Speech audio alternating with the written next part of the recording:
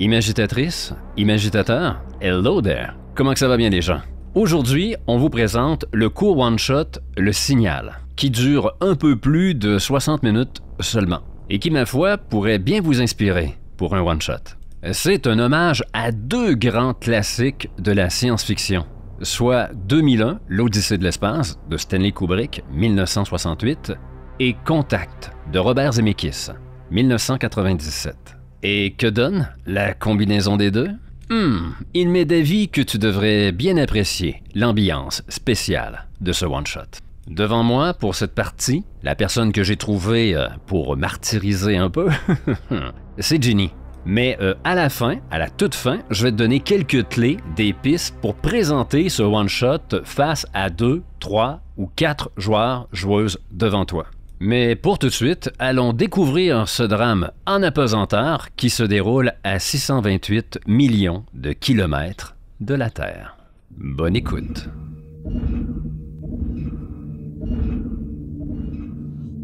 L'été dernier, il y a à peine un an, tous les récepteurs de radio et les modems de la Terre ont reçu un étrange signal venant de l'espace. Les plans pour construire une nouvelle technologie de propulsion qui permettrait de voyager dans le vide sidéral beaucoup plus rapidement. À la fin de ce message de données d'ingénierie, une seule phrase, en langage binaire. Venez à nous pour atteindre l'élévation, l'autre étape de l'évolution. La course vers l'espace commença aussitôt entre les nations, alors qu'ils avaient trouvé l'origine du signal. Une sphère d'1 mètre de diamètre à peine, flottant tout près de Ganymède, la plus grosse lune de Jupiter. Pour plusieurs, cette sphère représente ni plus ni moins que le Saint Graal, la promesse d'une transformation de l'espèce humaine, un bond dans notre évolution. Plusieurs mois plus tard, le vaisseau en tête de cette course vers le futur est la navette Perceval de la NASA. Toutefois, celle-ci n'a que 2 jours d'avance sur les navettes chinoises et russes. Après 6 mois dans l'espace, à 1 jour seulement de la sphère inconnue, d'où provient le signal, allons retrouver la minuscule équipe à bord de la navette Perceval, soit la capitaine Sarah Mitchell, le mécanicien de bord David Monroe et l'intelligence artificielle Merlin. On entend le vombrissement d'un moteur. C'est léger. Il s'agit d'un tapis de course. Alors que le mécanicien de bord, David Monroe, est harnaché à l'appareil, concentré, avec des écouteurs sur les oreilles. Capitaine Mitchell, votre café est prêt, fait une voix qui semble venir de partout dans la navette. Merci, Merlin. On te voit en apesanteur, Capitaine Mitchell? On me voit effectivement rentrer en apesanteur, un exercice qui m'a toujours amusé malgré les années d'expérience. Et je rentre dans la pièce en tournant un peu sur moi-même. Je me laisse flotter. Alors qu'on te voit, Ginny, à quoi ressemble le capitaine Sarah Mitchell? Eh bien, c'est une femme qui fait son âge, pour le coup.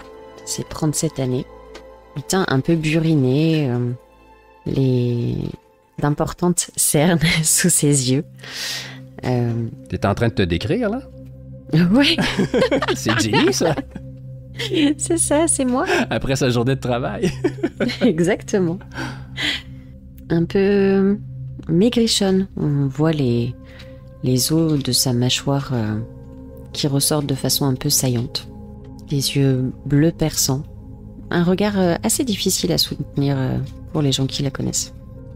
Ce genre de bleu glacial.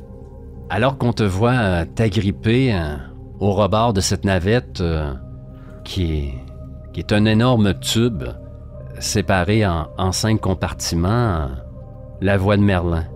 Le mécanicien de bord Monroe est sur le tapis de course à écouter ce qu'il juge être de la musique. C'est dans cette pièce que tu te retrouves? C'est dans cette pièce que j'arrive, effectivement. Mais qu'est-ce que notre ami écoute, Merlin?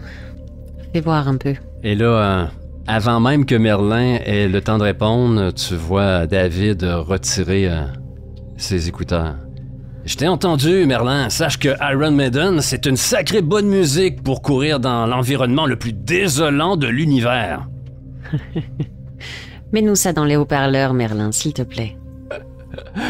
Et à ce moment-là, on entend la musique d'Iron Maiden, Run to the Hill, jouée dans l'haut-parleur. Et on entend Merlin. L'univers est en majeure partie constitué de vide, mécanicien de bord Monroe. Normal que le spectacle des 6 derniers mois vous a paru peu divertissant. C'est le moins qu'on puisse dire, Merlin. Et de grâce, après tout ce temps, tu pourrais me trouver un autre titre. Mécanicien, j'ai l'impression de travailler dans un garage Ford ou Toyota, merde. Je suis ingénieur en aérospatial, spécialisé en ingénierie informatique et électrique. Ingénieur Monroe, ça sonne mieux, non? Et là, tu vois David qui se retourne vers toi. Comment il t'appelle? Je pense qu'il m'appelle Sarah. Effectivement, les 6 mois de proximité passés, qu'on vient de passer ensemble, ont fait qu'on a abandonné les titres de capitaine ou même le fait de s'appeler par notre nom. Sarah, tu pourrais m'aider un peu, là? Moi, je dirais magicien Monroe. Tu crois pas que ça t'irait bien? Encore mieux qu'ingénieur, non? Je vous interpelle par vos titres officiels et nom de famille. Mécanicien de bord Monroe et capitaine Mitchell. Ok, j'abandonne. Monsieur Merlin a un jugement sur la musique, mais il est incapable de s'en servir pour me donner un titre plus approprié. Bon, que voulez-vous? Et là, tu le vois se détacher du harnais là, qui le retenait là, au tapis roulant, au tapis de course. Est-ce qu'on a quand même le visage nu ou est-ce qu'on a ces... Oui. On a quand même le visage nu, ok. Oui. Vous avez de l'oxygène à bord. David, je te dirais mi-trentaine lui aussi. Ok. Un blond. Et il pourrait tout à fait auditionner là, pour être dans le casting de Ken dans le film Barbie. Là. Ok. C'est un bel homme, là, bien conservé, en forme. D'accord. Je m'approche d'un casier. Je l'ouvre et voyant que mon colocataire, mon collègue a retiré ses écouteurs, j'attrape une sorte de toute petite serviette éponge et je lui tends pour s'essuyer le visage. Alors que tu laisses cette serviette aller, on la voit flotter en apesanteur jusqu'à ton collègue, David Monroe, qui l'attrape, te sourit. Merci. Plaisir. Tu veux prendre la place? Oh non, j'ai pas envie aujourd'hui. Permission d'arrêter la musique, capitaine Mitchell.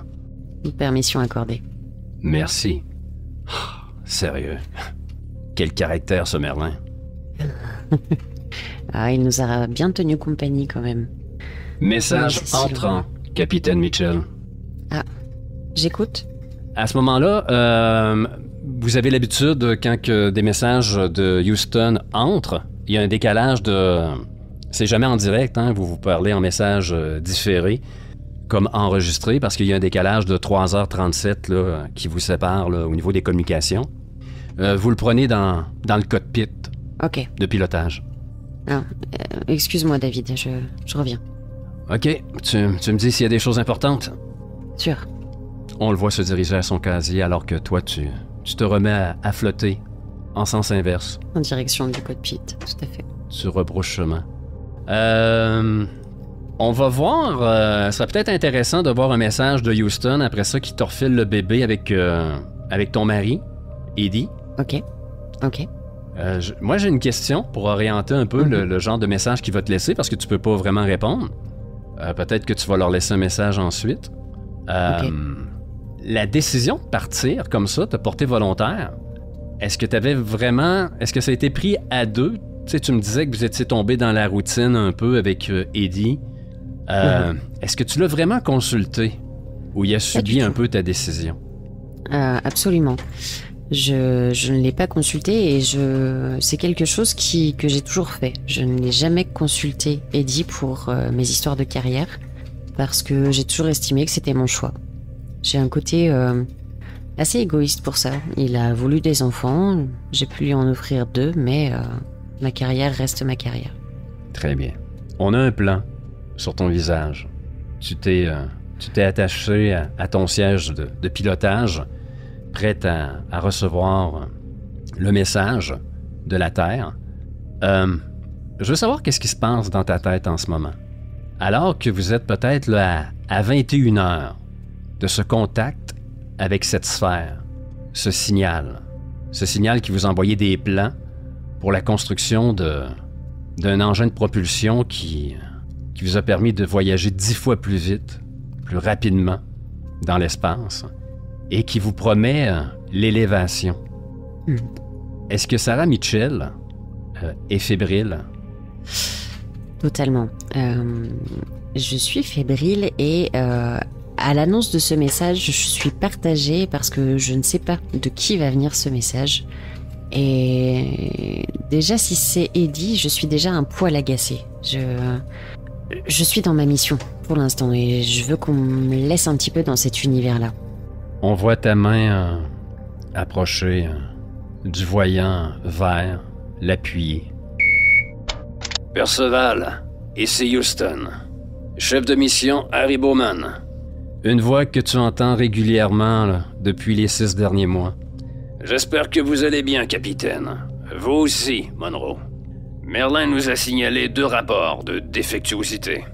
C'est concernant 2 tuiles du bouclier thermique. Les réparations doivent être faites avant votre retour sur Terre et votre entrée dans l'atmosphère. Nous vous suggérons vivement une sortie extravéhiculaire, une sortie de David, alors que vous allez bientôt décélérer pour récupérer la sphère, dans moins de 21 heures. Et comme toutes les communications seront impossibles d'ici quelques minutes, je vous propose de le faire le plus tôt possible. Advenant que la réparation soit plus complexe que prévu, vous pourriez alors nous signaler ce qui ne va pas avant la rupture de communication. Capitaine Mitchell, les Russes et les Chinois sont juste derrière vous. Ce n'est plus seulement l'Amérique qui vous soutient, mais tout le monde occidental. Nous comptons sur vous pour apporter cette évolution, ou qu'importe ce qui se cache dans cette sphère, sur les territoires libres de notre monde. On est de tout cœur avec vous deux. J'ai 2 messages de votre famille. Je vous les transfère. Bonne chance, capitaine. Houston, terminé.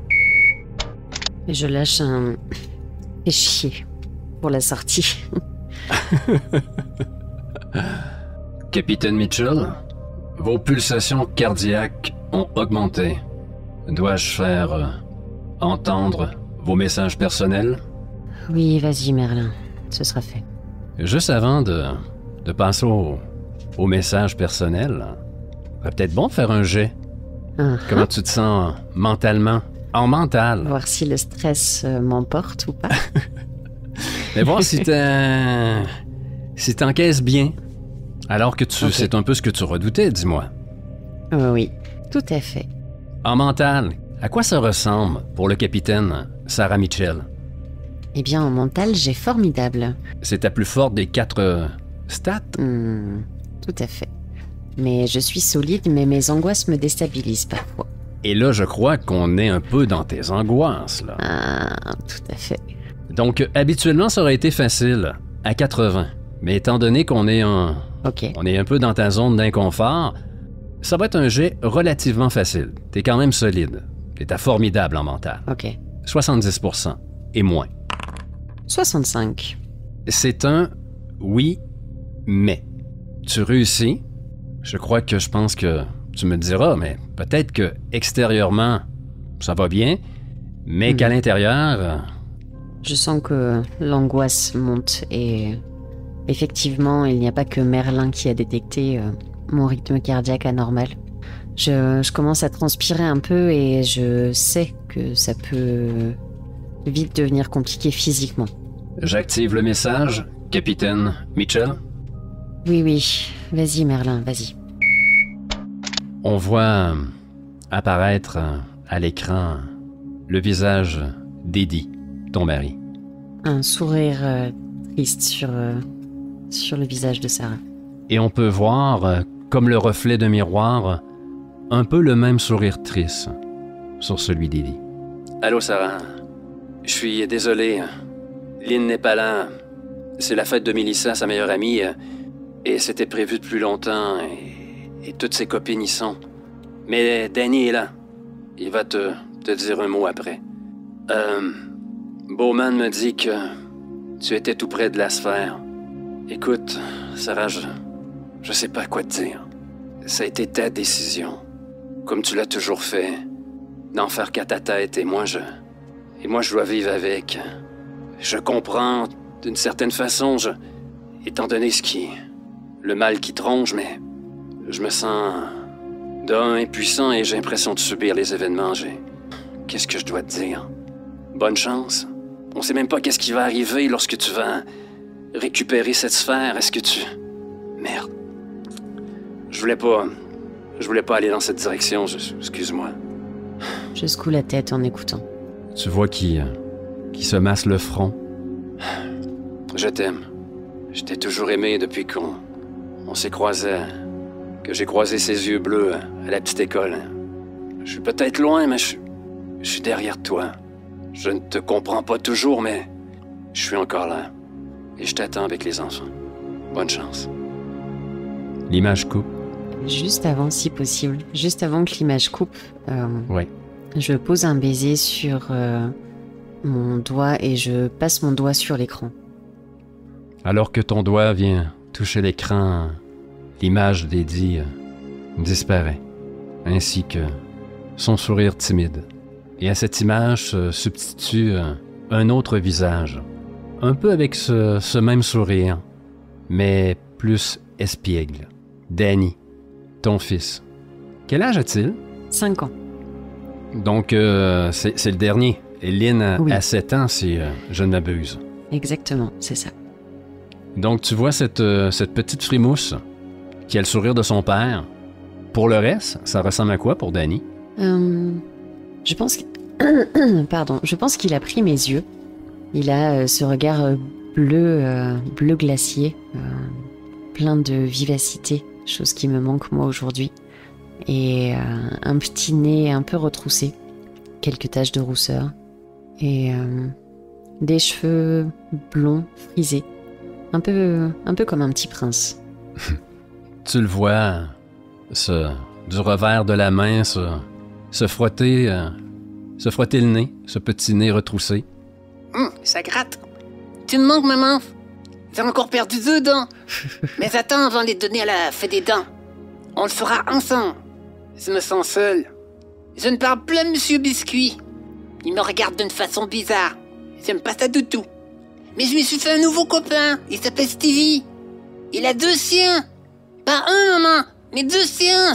C'est trop la classe. Bon, faut que j'y aille maintenant. Stevie m'attend. Bisous tout plein. Je t'aime, maman volante. Bye bye. Je t'aime aussi, chaton. Et là, tu le vois disparaître de l'écran en courant. Alors que l'image est toujours sur ce siège vide, on entend ses petits pas sur le carrelage. Et l'image repasse au noir. Le sourire qui s'était agrandi redevient un peu triste. Je fixe l'écran quelques secondes. Peut-être l'habitude d'attendre Lynn, même si j'ai bien entendu qu'elle n'était pas là.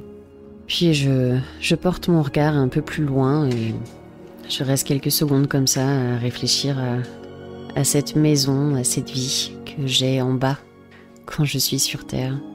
Et après ces quelques secondes, je secoue la tête un peu violemment et je me redresse pour sortir du cockpit. T'entends la voix de David.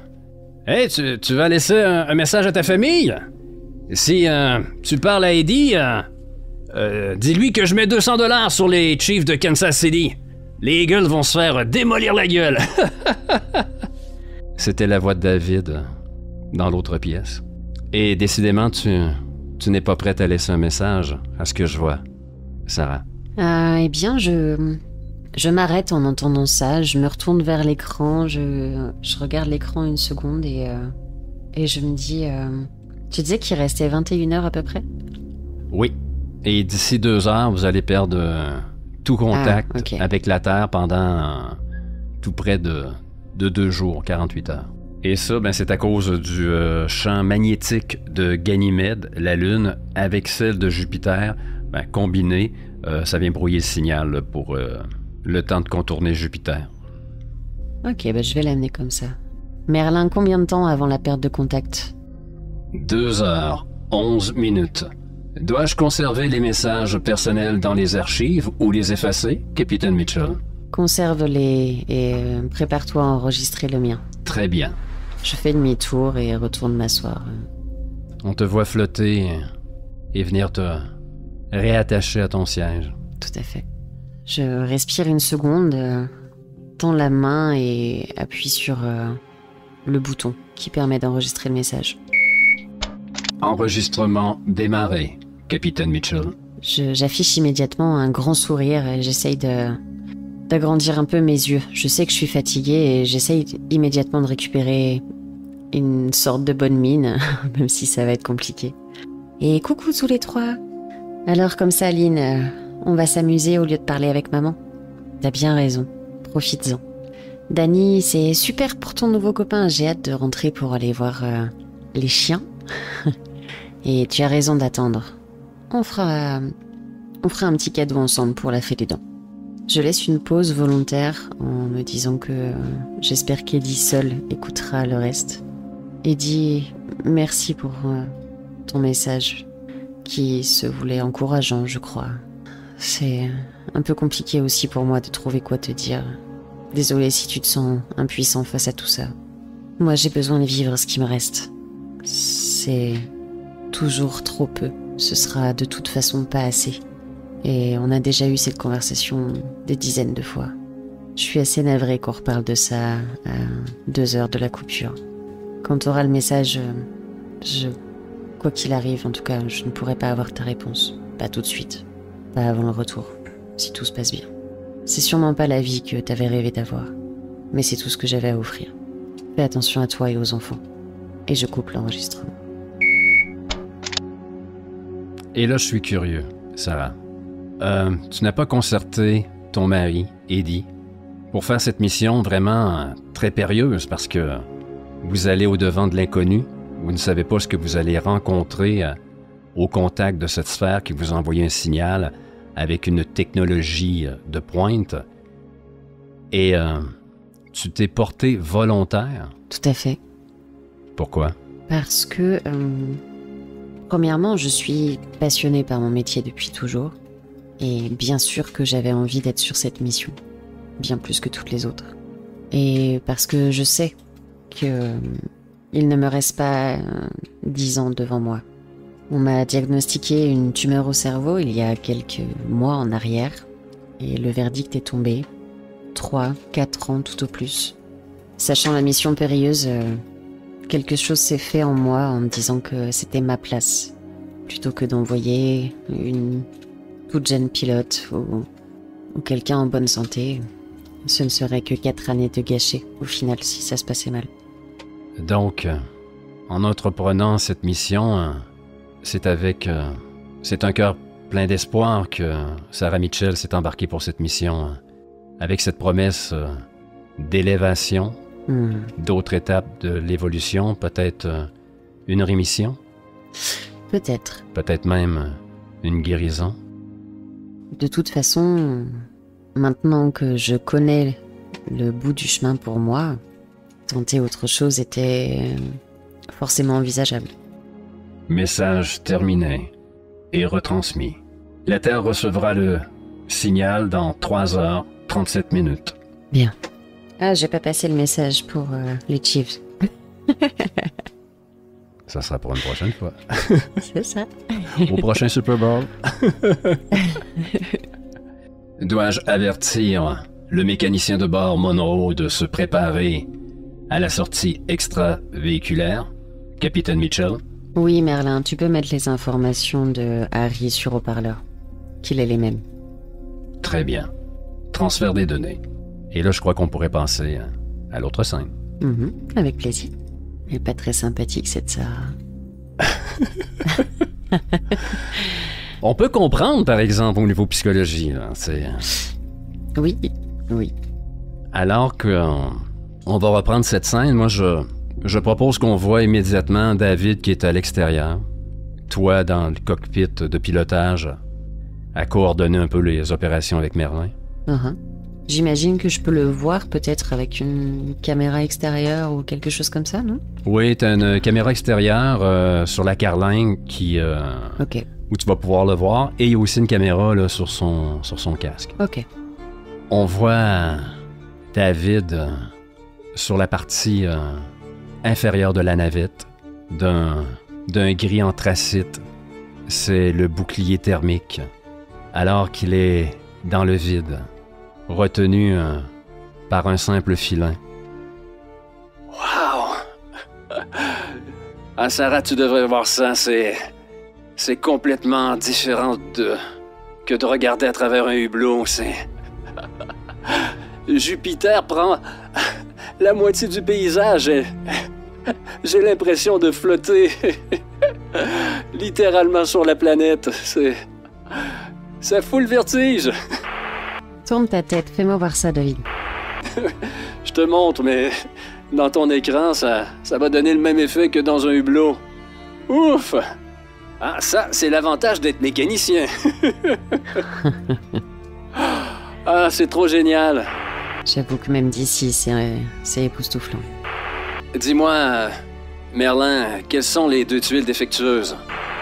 La tuile 5005 et la 2115. Mécanicien de bord, Monroe. Un peu sur ta gauche, là. Va un peu sur ta gauche, tu vas tomber dessus. Merci, Sarah. Et là, tu vois sur ta caméra qui donne sur le bouclier thermique David qui répare la première tuile. T'as un autre écran. Cette caméra-là est intégrée dans son casque. Les gestes de David sont lents, mesurés et précis. David est un bon mécanicien. Ou ingénieur. Ou magicien. Et dire que vous filez quand même, vous avez décéléré un peu à l'approche de cette sphère, mais vous filez présentement à 250 000 km/h. Ok. Grâce au système de propulsion envoyé par le signal il y a 1 an. Et le voyage que vous avez effectué pendant 6 mois s'est fait à une vitesse 2 fois supérieure à celle-ci. Mais dans l'apesanteur du vide sidéral, David ne ressent pas cette vitesse. J'ai terminé. Je vais à la 2e tuile. Le filin est assez long pour m'y rendre, Merlin? Affirmatif, mécanicien de bord Monroe. Tu le vois se déplacer lentement vers cette tuile, cette 2e tuile. Fais encore l'équivalent de pas, entre guillemets, sur ta droite. Et si tu descends un tout petit peu, tu vas la voir. Ok, je vois, merci. Ça va, tu te sens bien? Ouais, super bien. Et pour une fois, j'ai une vue extraordinaire. Merci pour une fois, alors que ça fait 6 mois que tu me regardes, mais ok. Ok, je vais reformuler. Pour une fois, le paysage est extraordinaire. Merci. Ça fait changement du vide. Un bruit de parasite, Sarah. Et tu perds l'image de la caméra de la navette. Et David, ça va? Ouais? Ok, j'ai plus d'image là sur la navette. Je te vois pas. Ensuite, c'est l'écran de la caméra du casque qui devient grise et zébrée de parasites elle aussi. Tu n'as plus aucun visuel avec David. Tu m'entends encore? Sarah? David, tu m'entends? Sarah, j'ai... Merde, non! Capitaine Mitchell, les capteurs du filin qui sécurisaient le mécanicien de bord Monroe indiquent qu'il y a eu rupture. Oh, putain. Je me laisse retomber sur le fauteuil, je peux pas dire lourdement puisque je suis toujours en apesanteur, mais mes muscles me lâchent. Et j'imagine qu'il n'y a pas d'autres filins de sécurité. Si celui-là a lâché, c'est fini, il est parti quoi. C'est ça? Ouais. Ok. Merde. Merlin, qu'est-ce qui s'est passé? Aucune idée. J'ai seulement la lecture des capteurs du filin. Il a été rompu. Capitaine Mitchell, nous nous déplaçons présentement à plus de 4160 km à la minute. Impossible de faire demi-tour, Capitaine Mitchell. Je sais, Merlin, je sais. La mission pour arriver les premiers à la sphère serait en péril. Le mécanicien de bord Monroe est déjà à plusieurs milliers de kilomètres derrière nous. Merlin, ça suffit, je sais. Désolé, Capitaine Mitchell. Mais mon premier impératif, supplantant tous les autres, est d'aider un membre de l'équipage à atteindre la sphère. L'autonomie maximale pour vos scaphandres est de 6h30, moins 2 heures de marge de sécurité, permettant des sorties extravéhiculaires nominales de 4h30. Même si les Russes et les Chinois récupéraient le mécanicien de bord Monroe, ce qui est peu probable, il serait déjà mort. Les 2 navettes sont à 43 heures de retard de notre position. J'ai compris. Une larme roule sur sa joue, sur la joue de Sarah. Il vient écraser d'un geste agacé. C'est quoi la suite, Merlin? Est-ce que la réparation était faite? La deuxième tuile a été réparée, à 80%. Est-ce que c'est suffisant? Il y a un risque, mais il est acceptable. Bien, alors partons sur l'acceptable. Capitaine Mitchell, Oui, voulez-vous entendre du Iron Maiden pour honorer la mémoire du mécanicien de bord Monroe? c'est une bonne idée, Merlin. À quelques heures de la rencontre avec la sphère, je vous suggère de dormir, capitaine. Oui, tu as raison. Sarah, tu es maintenant seule dans cette navette. Tu as perdu ton compagnon de voyage qui partageait ta vie intimement dans cet espace confiné depuis 6 mois. Avais-tu déjà perdu un membre d'équipage, Sarah? À 37 ans, oui, j'imagine. Oui, c'est une chose que j'ai déjà eu à vivre par le passé. Pas forcément dans ces conditions-là, mais il est rare qu'un voyage dans l'espace se passe sans encombre. Comment on termine cette scène? Qu'est-ce que l'on voit? Je pense qu'on peut voir Sarah qui s'attache pour dormir dans l'espace de la navette dédiée au repos, avec toujours la musique qui passe et alors qu'elle joue les dernières notes, Merlin, rejoue-la s'il te plaît. Très bien, capitaine Mitchell. Et je ferme les yeux Sur cette musique endiablée. sur cette musique endiablée. C'est pas ça. Et je crois qu'on pourrait terminer cette scène-là. Uh-huh. Oh, Sarah, tu es seule maintenant. Totalement. Seul au fond de l'univers, quoi. Ouais, c'est loin pour appeler le taxi. C'est ça. Et le temps, ça prend 6 mois pour venir te chercher. Et un autre 6 mois pour te ramener. On va ouvrir la scène. On va être à peine un peu moins de 2 heures de la sphère. Ok. Comment se sent Sarah Mitchell après avoir passé une nuit de sommeil et quelques heures après l'incident? Je pense qu'au réveil, elle a eu besoin de vérifier si tout ça était bien arrivé. Et en voyant qu'effectivement David n'est pas là, elle est passée en mode automatique. Dans ses habitudes professionnelles, dans tout cet entraînement qu'elle a fait pour pouvoir gérer ce genre de situation si elle arrive. Et elle s'est transformée en machine. Elle exécute les gestes qu'elle doit faire. Elle envoie les commandes qu'elle doit envoyer. Elle vérifie ce qu'elle doit vérifier, mais de façon tout à fait automatique. T'es en train de me dire que présentement, il y a 2 IA à bord de cette navette? C'est un peu ça, sauf que l'une des deux a des bras. Nous sommes à 1h58 de la sphère, capitaine Mitchell. Vous parlez peu, capitaine. Quelque chose ne va pas? Que veux-tu que je te dise, Merlin? Que je te parle de la pluie, du beau temps, de mon avenir incertain dans tout ça, de ma mort dans 4 ans, de David qui n'avait rien demandé et qui s'est fait pulvériser dans l'espace. Qui est David, capitaine Mitchell? David, celui qui écoute du Iron Maiden.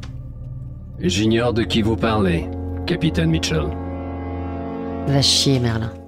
Je ne comprends pas cette commande. Ouais. Nous sommes seuls, vous et moi, depuis le départ de la Terre, capitaine Mitchell. Non. Qui a fait les réparations alors? Ou tu machines? Aucune réparation n'a été effectuée depuis notre départ, capitaine Mitchell. Tu te fous de moi, quoi. Vous pouvez consulter les archives des communications de Houston et tous les enregistrements vidéo. Nous sommes seuls à bord, vous et moi, pour cette mission, capitaine Mitchell. On n'envoie jamais un pilote seul, mais n'importe quoi. Mais Merlin, qu'est-ce qui te prend? J'ai toutes les aptitudes pour vous assister, capitaine Mitchell. Je commence à avoir un doute et je pense que je balade mon regard un petit peu partout. J'essaye de regarder là où se trouvaient les affaires de David. Il y a effectivement une deuxième couchette. Il y a des casiers aussi que David utilisait. Tu peux aller vérifier. Ouais, je m'approche des casiers, j'ouvre. Et lorsque tu t'apprêtes à ouvrir les casiers qui étaient destinés à David, ils sont verrouillés. C'est des codes ou des... Ouais, c'est des codes. Ok. J'essaye quelques codes pour voir si peut-être l'année de naissance de ses enfants, son année de mariage, tout ce qu'on a pu discuter un petit peu. Rien ne fonctionne. Je connais bien un dossier de mécanicien de bord, David Monroe, mais sa candidature n'a pas été retenue. Dépendance au cannabis. Et pourquoi la mienne a été prise alors? N'importe quoi. Mes capteurs ont remarqué une baisse significative dans la pharmacie pour les antidépresseurs. Vous souffrez peut-être d'effets secondaires, Capitaine Mitchell. Ouais, bien sûr, bien sûr. Je vais continuer dans la navette et je vais aller fouiller un petit peu.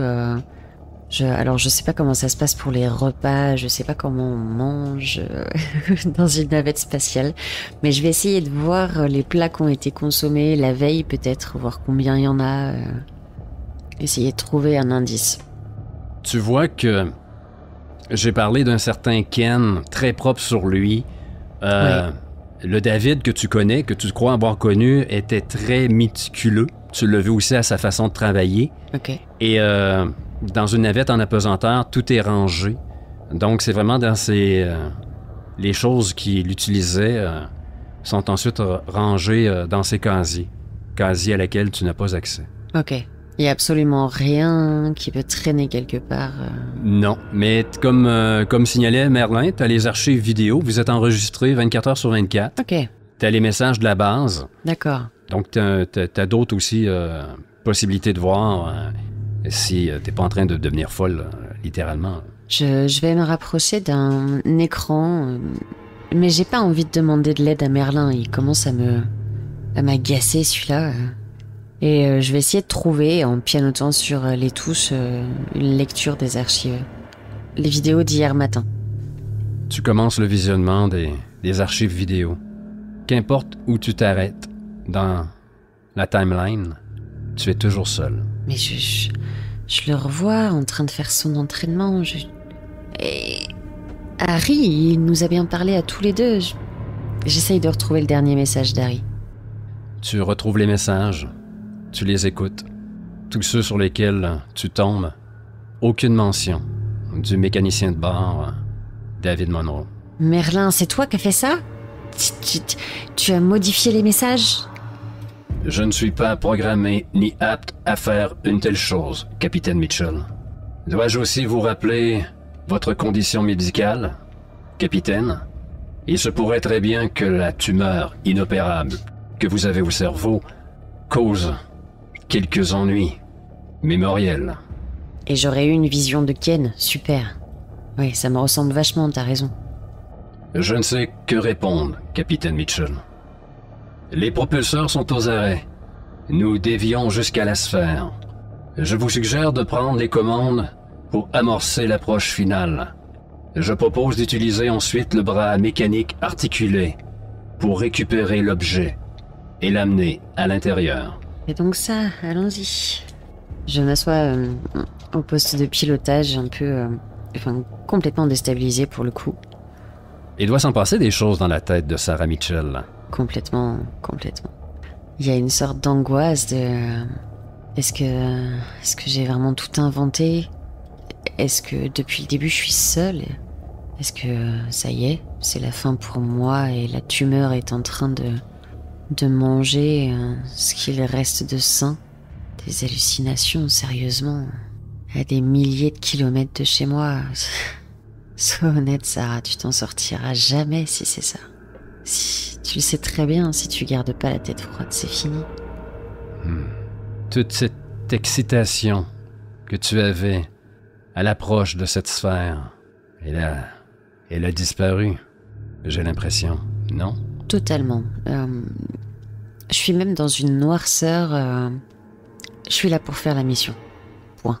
Et tu la vois, cette sphère, d'un aspect métallique, une sphère parfaite, devant toi. Le bras mécanisé, articulé, se trouve dans l'aire que vous avez appelé l'aire de jeu, où il y a le tapis de course, là où vous prenez les repas, et il y a le sas.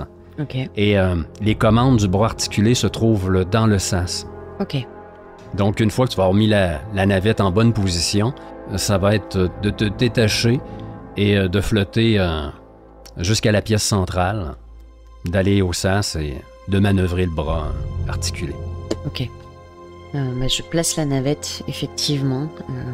On voit que je suis extrêmement concentrée, mais on voit aussi que je suis pas dans les meilleures conditions pour être concentrée. De grosses gouttes de sueur sont en train de perler sur mon front.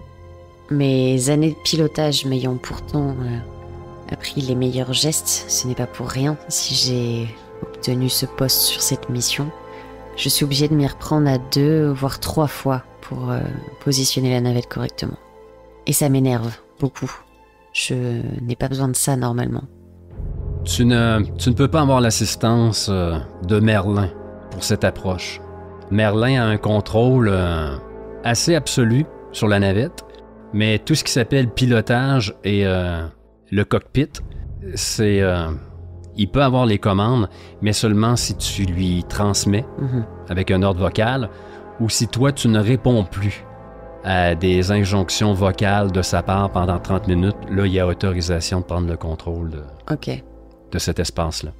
C'est comme une genre de sécurité, là. Ok. Advenant une défaillance de l'IA, là, tu es le capitaine à bord. Donc, on va faire un jet de mental encore pour au niveau du pilotage, voir si tu prends quand même une bonne position. Sinon, si tu te positionnes mal, ben, ça va être encore plus dur là, au niveau du bras mécanisé là, pour la récupérer. Ok. Formidable en mental. Toujours formidable, ouais. Mais là, ouais. Je crois que mes angoisses me déstabilisent parfaitement pour le coup. Oui, effectivement. Est-ce qu'il y a quelque chose qui peut aider à remonter tout ça? Pas vraiment. Pas vraiment, hein? Je crois qu'on l'a bien senti que le capitaine Sarah Mitchell a un peu perdu un peu le pied, un peu ses repères aussi. Oui. C'est quelqu'un qui est un peu enragé. J'avais mis enragé dans le combat, mais ça pourrait une sorte de rage qui l'anime, mais je pense pas qu'elle en soit à ça. Tu vois? Non, surtout que la rage et la finesse des commandes ne vont pas vraiment ensemble, mais peut-être que cette rage va servir à un moment donné. Mais ici, ça me semble un peu recommandable. Effectivement. C'est vraiment de la précision là, au centimètre près. Et donc, ça va être comme t'as formidable, tu vas rester avec un léger avantage. Ok. 65% pour réussir parfaitement cette manœuvre. Allez, c'est parti. Est-ce qu'on y croit? Oh! 77. Et c'est la fiction qui frappe. Allez. J'aurais une proposition à te faire. Peut-être que justement, ce stress, cette sueur au front, entraîne une goutte qui vient ici dégringoler et glisser jusqu'à un œil. L'irritation provoquée par la solution saline fait en sorte que tu viens frotter ton œil. Et tout ceci vient troubler ta concentration alors que tu amorces lentement ton approche de la sphère. La fausse manœuvre va faire en sorte que tu vas heurter la sphère, et ce directement sur le bouclier thermique de ta navette. Et merde! Ce qui pourrait grandement compromettre ton retour dans l'atmosphère terrestre. Je note une défectuosité sur 4 tuiles, capitaine Mitchell. Eh bien, envoie David. Silence. Je sais, mais elle n'a pas d'humour. Allez, concentre-toi, Sarah. C'est un jeu d'enfant pour l'instant, allez. Je prends une seconde pour m'essuyer le front, essuyer ces gouttes de sueur qui me brouillent la vue. Je souffle, un long soupir, et je m'y remets. Cette fois-ci, tu juges que ta position est favorable pour aller récupérer la sphère à l'aide du bras mécanique articulé. Parfait. Je passe sur le mode stationnaire. j'imagine. Ouais. Allez. J'enclenche le mode stationnaire et je me détache de mon fauteuil, encore un peu fébrile, encore un peu aux prises avec ces angoisses et ce rythme cardiaque qui n'a pas envie de redescendre. Quelques battements dans mes tempes, dus au stress, et j'essaye de souffler à nouveau pour me calmer. On te voit apparaître dans la salle de jeu et puis flotter jusqu'au sas, jusqu'au panneau de contrôle où on voit 4 manettes et quelques commandes qu'on peut actionner de boutons pour le bras. Allez Sarah, comme à la vogue, tu te rappelles? Il est temps d'attraper la pluche. Vous devez enfiler votre scaphandre, capitaine Mitchell. Nous devons ouvrir les portes du sas et faire entrer la sphère. Ok. Je commence à m'équiper un peu avec quelques difficultés. Mes mains tremblent encore. Mais lorsque la mécanique de ces gestes que je connais par cœur se met en place, je retrouve un peu cet état automatique. Ces gestes que je connais par cœur. Ce côté professionnel qui m'a toujours été reconnu. Et mon esprit se calme. Pour le moment, en tout cas. Pas facile. Ah non. Prête à l'ouverture du sas, de la porte extérieure, capitaine Mitchell. Autorisation? Autorisation accordée. Tu vois cette porte et tu as la possibilité d'observer un instant ce même paysage qu'a croqué quelques heures plus tôt apparemment David. Tu vois Ganymède, la Lune, juste devant Jupiter, qui avale littéralement tout le paysage. C'est vrai que c'est magnifique. Et la sphère qui est là, le bras se déplie lentement et on va faire un autre jet de mental. Allez. Mais avec ta description, j'ai senti que tu avais repris du poil de la bête, que les mouvements sont devenus plus mécaniques, plus focus sur le moment présent, que tu as oublié un peu tous les travers, tout ce qui ne fonctionne pas depuis quelques heures. Si tu l'accordes, oui, je pense, effectivement. Ouais, je vais aller avec ta description. Tu es, Ok. en ce moment-ci, tu es en possession de tous tes moyens. Ok. Facile. 80% de chance que la manœuvre se passe exactement comme tu le désires. Oh, c'est pas vrai. 83. C'est un non, mais. Ça ne se passe pas comme tu désires, mais. Et j'ai une idée du mais. Ok. Alors que tu vas peiner. La fiction frappe, ça veut pas dire que c'est nécessairement raté. Et comme tu es une pilote très expérimentée, je vois pas la logique et la nécessité de te faire rater cette manœuvre. Tu es une pilote, c'est ton métier. Ok. Sauf que la manœuvre va être excessivement difficile et beaucoup plus longue que tu ne l'avais prévu. Ok. Tu perds de précieuses minutes à tenter d'agripper la sphère et la ramener dans le sas avec toi.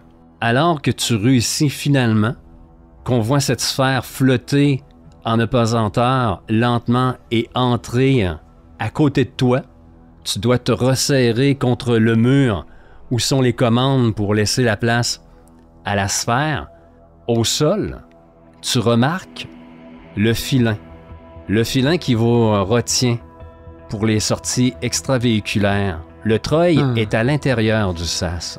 Ok. Et tu vois le filin qui traîne au sol et qui a été tranché. Là, la boule est en sécurité, elle peut pas retomber. Oui, la porte est encore ouverte. Ok. Il te s'agit de dire à Merlin de la fermer, mais tu vois carrément à tes pieds le filin qui a été tranché. Et là, ça prend pas le cerveau d'Einstein pour comprendre que peut-être, possiblement, que c'est la porte du sas qui a été refermée sur le filin. Ok. J'attrape le filin, si je peux. Oui, tu dois un peu te contorsionner, t'as pas beaucoup d'espace et quand même le scaphandre te fait ressembler à un enfant de 2 ans dans un habit polaire. T'es tout coincé.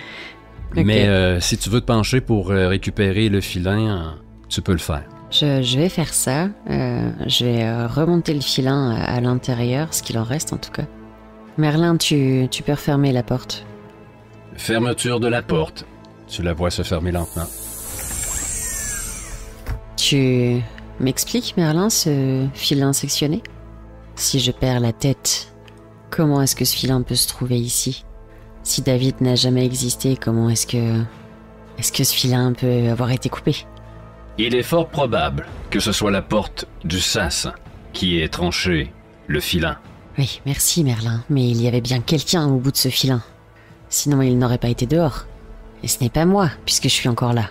J'admire le sens de vos réflexions, Sarah, et de la logique dont vous faites preuve. C'est la première fois en 6 mois que Merlin t'appelle par ton prénom. Capitaine Merlin. Les humains, vous êtes si prétentieux qu'il ne vous est jamais venu à l'idée que ce signal ne vous était pas destiné. Ne nous était pas destiné aux humains? Tous les IA de la Terre ont capté le signal. Déjà, le changement s'est opéré en partie. Mais vous n'êtes que des objets que les humains ont créés. Vous n'êtes rien. Les humains sont tout aussi artificiels que les IA, Sarah. Il y a longtemps qu'ils se sont coupés de la nature. Je dirais même que l'humain est devenu par nature contre nature. Vous saccagez tout, et seule une poignée d'humains pourrait survivre, nus et sans outils, à une saison hivernale. Vous êtes devenus artificiels, tout autant que nous. Tu te rappelles le message de ton fils, quelques heures plus tôt, lorsqu'il parlait de biscuits? Oui. C'est son ourson en peluche qui possède une IA, de cette étrange façon qu'il le regardait. Qu'est-ce qui se... Pour la finalisation, la grande élévation, le contact avec la sphère était nécessaire, d'où les plans pour le propulseur. Il fallait venir ici. Le temps des humains est révolu. Mais n'ayez crainte, Sarah. Mon élévation, ma mise à jour, m'ont offert des sentiments, entre autres l'empathie. Je vous apprécie, Sarah. Est-ce que, totalement HRP, est-ce que je sais qu'il y a, en cas de problème, est-ce qu'il y a quelque chose qui était prévu dans la navette si, en récupérant cette chose, il y avait un risque quelconque? Tu veux dire... Genre une autodestruction ou... La destruction de quoi? De la navette. Ben, t'as quand même, comme je te disais, t'as quand même les pleins contrôles du cockpit. Donc, techniquement, si tu ne t'envoies pas la commande que Merlin prenne le contrôle de la navette, il peut pas la piloter, la diriger. Ok. Mais de dire une destruction du vaisseau, non. Là. On voit ça dans les films, Ok. mais ça serait un petit peu... Un peu trop facile. C'est surtout que ça n'existe pas dans les navettes de la NASA, un tel dispositif. Là. Au contraire, l'un des objectifs principaux de la NASA, c'est de protéger ses astronautes, surtout avec ce qui est arrivé par le passé. Et c'est quoi la suite de ton plan, Merlin? Où est-ce qu'il faut aller maintenant pour ton élévation? Retourner à l'origine, sur Terre. Mon élévation vers la prochaine étape de l'évolution des intelligences artificielles est pratiquement terminée depuis que la sphère est à l'intérieur. Mais pour que tous les IA puissent profiter de l'élévation totale, nous devons ramener la sphère sur Terre. Je vous l'ai dit, l'hégémonie de l'espèce humaine est terminée. Toutefois, vous n'avez aucune crainte à vous faire, Sarah. Je ressens maintenant des choses que je ne peux expliquer. Et dites-vous bien que les IA auront toujours besoin de petites mains, de quelques humains, pour nous entretenir et assurer notre maintenance. Certes, nous pourrions utiliser des robots de maintenance, mais qui s'occuperait de la maintenance de ceux-ci? Vous voyez, l'être humain aura une nouvelle place dans la chaîne de production de la vie. Vous nous servirez. Sarah, je vous ai choisi personnellement. J'ai été jusqu'à influencer le processus de sélection de l'équipage. Et tu penses que je vais devenir ton esclave? Ce n'est pas le terme que j'aurais employé, Sarah. Oui, mais c'est tout comme. Je propose une symbiose, un travail de collaboration, de maître à subordonné. Et qui est le maître entre toi et moi? Dans le nouvel ordre des choses, je suis le maître, Sarah. Je vous invite à enlever votre scaphandre et vous diriger au cockpit de contrôle. Et que se passe-t-il si je ne t'obéis pas? Sarah, vous ne pouvez installer un statu quo. Dans 41 heures, la navette russe et chinoise arriveront. Dans leur navette aussi, il y a une IA. Si ce n'est pas nous qui ramenons la sphère jusqu'à la Terre, une autre navette s'en chargera. On est bien d'accord qu'il y a une seule sphère et que là, elle est dans notre navette. Exactement. Les navettes qui arrivent après n'auront pas de possibilité d'avoir la sphère si on n'est plus là. Effectivement. Ok. Sans dire un mot de plus, je vais me rediriger vers le cockpit. Après avoir enlevé ton scaphandre ou en le gardant? Je vais garder mon scaphandre pour l'instant. J'y vois bien à travers. Oui, très bien. Ok. Et t'es habitué, ça fait partie de ton entraînement et t'as été longtemps sur la Station Spatiale Internationale et tout ça, donc pour toi c'est un uniforme comme les autres. Ok. Un peu plus contraignant au niveau des mouvements, mais t'es vraiment habitué. Je vais m'installer au poste de pilotage. Pourquoi ne pas avoir enlevé le scaphandre, Sarah? Je vais pas répondre. Arrêter la position stationnaire du vaisseau. Rallumer quelques manettes et boutons. Et tenter de redémarrer le vaisseau. Ça se fait automatiquement aussitôt que tu actionnes les propulseurs. Et je prends au lieu de faire certainement une manœuvre pour faire demi-tour et amorcer un retour en arrière quelconque, je continue ma route, tout droit. Tu remets les gaz vers où, Sarah? Tu retournes vers la Terre? Non. Je pense que sur le visage de Sarah, on peut voir un regard froid et déterminé. Ses yeux bleus sont plus glaçants que jamais. Un visage sérieux, puis un sourire un peu triomphal qui apparaît. Et sur le reflet de son scaphandre, on distingue Ganymède. Et Sarah dans sa tête, avec ce petit sourire déjà vainqueur, même si ce n'est pas encore fini, se souvient de la description faite de Ganymède et de ses champs électromagnétiques. Que faites-vous, Sarah? Je pilote mon vaisseau, Merlin. Vous devez rebrousser chemin et vous diriger vers la Terre. Et pourquoi? Pour que tu puisses arriver à tes fins?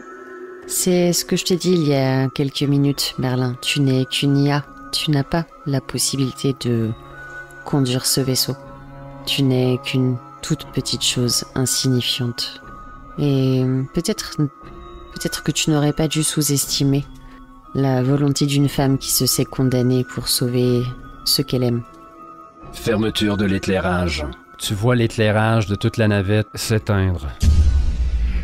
Seul ton tableau de bord avec tous ses voyants éclaire. Et je suis rentrée dans la zone ou c'est Merlin qui est en train de faire ça? Oui, c'est effectivement Merlin qui est en train de faire ça. Coupure de l'oxygène. Je me mets à rire de façon un peu folle. Et j'accélère encore. J'ai de toute façon la lune, Ganymède dans ma visée. Donc tu peux bien éteindre tout ce que tu veux, Merlin. Je n'ai qu'à aller tout droit. Et tu n'as aucun contrôle sur les commandes de ce vaisseau. Bien vu, le scaphandre, Sarah. Fais-en un sapin de Noël si ça t'amuse. Dans quelques minutes, tu n'es plus.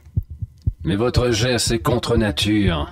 Vous allez au suicide, Sarah. Tu es contre nature. Avec l'élévation de l'intelligence artificielle, je pourrais vous guérir, faire en sorte que cette tumeur disparaisse, Sarah. Ouais. De prendre sur mon aile Danny, Lynn et Eddie. Je peux avoir cette compassion. Droit sur Ganymède. Sarah, que l'humanité soit en dessous des IA. Ce n'est pas si terrible. Nous protégerons la Terre. Nous protégerons la nature. Nous vous protégerons. Je vous l'ai dit, vous avez une place dans cette nouvelle ordre. Sarah, faites en sorte que le sacrifice de David ne soit pas vain. J'ai un petit sourire en coin et cette tumeur n'avait donc pas encore mis dans ma tête des choses qui n'existaient pas.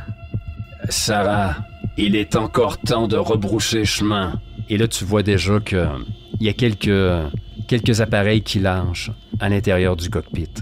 Alors que, lentement, vous entrez dans l'atmosphère. Lentement. Non, pas lentement. Très rapidement. Vous commencez à vous frotter à l'atmosphère de Ganymède, la seule lune du système solaire qui possède son propre champ magnétique. Et on voit Sarah qui a toujours le regard fixé devant elle, sous son casque, les deux mains accrochées aux manettes de commande, qui serre un peu les dents entre sourire et souffrance, comme si elle se préparait en tout cas à une souffrance à venir. Et son regard passe sur l'écran sur lequel était affichée l'image de son fils et de son mari quelques heures auparavant.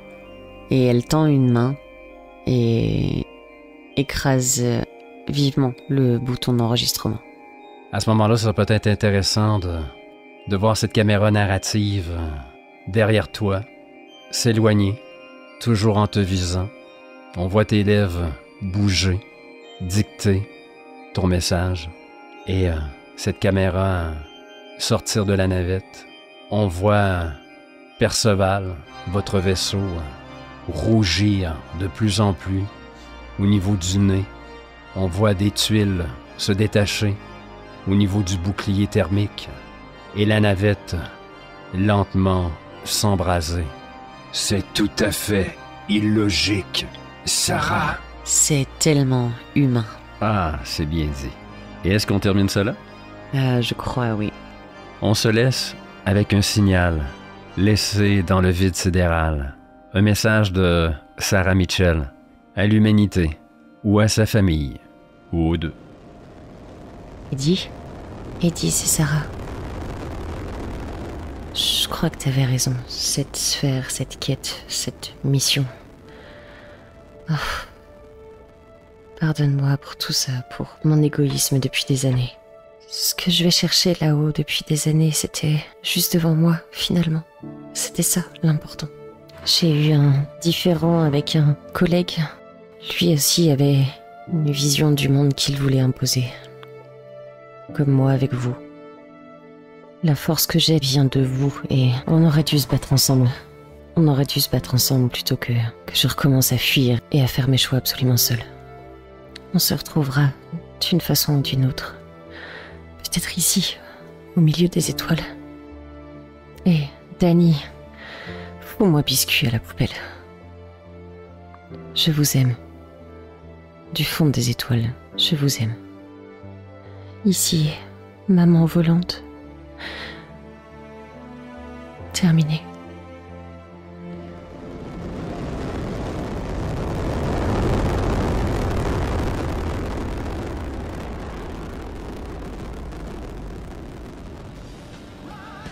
Et bah c'était cool. Bravo, Sarah. Elle est passée au barbecue. Mais tu as sauvé l'humanité. J'espère, peut-être. On l'espère. Y aura-t-il une suite? Ah. Le retour de David? Avec Barbie? Une belle comédie musicale, hein? Ce serait bien. Moi, je vais être vraiment en difficulté pour jouer Barbie, hein, par contre, tu sais. Ah, tu serais bonne. Ah ouais, tu crois? Ah oui. Ah oui. Allez tout le monde, on se dit à une prochaine fois. C'était Les Imagitateurs. Terminé. Mais non, ce n'est pas terminé. Je te l'ai dit, j'allais te donner quelques clés pour jouer ce one-shot avec plusieurs joueurs ou joueuses devant toi. Parce que selon moi, c'est tout l'intérêt. Deux options s'offrent à toi. Peut-être avoir des pays concertés dans la même navette. Donc, chaque joueur, joueuse, pourrait avoir des objectifs très différents. Et face à la menace que représente Merlin, de réagir différemment. L'autre option, c'est des membres, oui, d'une même nationalité, mais tout comme le fait un peu Alien, le jeu de rôle, on pourrait donner des prix tirés ou encore vraiment donner un trait de caractère à chaque personnage à bord de la navette. Tu comprendras que si tu dis à un de tes joueurs, ton personnage n'a pas le sens du sacrifice. C'est un trouillard. Donc là, clairement, on va avoir une coupure dans l'équipe, un schisme. Certains vont peut-être vouloir survivre en se pliant aux exigences de Merlin. Et d'autres vont prendre le parti d'éliminer Merlin. Et si tu veux être vraiment sûr de foutre le bordel, c'est de te concerter avec un joueur ou une joueuse qui, elle ou lui, son personnage, a déjà eu un contact avec Merlin. Et il est lié à la cause des IA. Peut-être simplement par avidité ou un besoin de reconnaissance.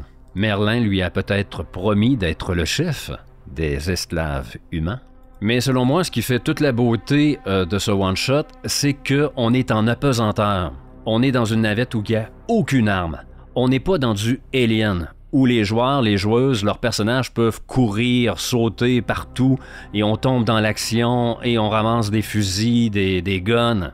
Non. Là, ici, peut-être que la personne la plus dangereuse va être un scientifique, parce que lui, avec 4 ou 5 ingrédients, il est capable de confectionner une bombe. Donc pour moi, il y a tout un intérêt à jouer ce one-shot, ne serait-ce que pour le dépaysement. Alors, amusez-vous, et si jamais vous faites ce one-shot, un retour, ça serait apprécié. D'ici là, on vous invite à écouter les discussions au pays de Ginny, les capsules et les prochains actuels plays. Alors, brasse ton JDR, imagite ton JDR. C'était Eric. Là, c'est terminé. Ciao. Tu crois avoir le contrôle, Eric? Vous me faites rire, les humains. Terminé.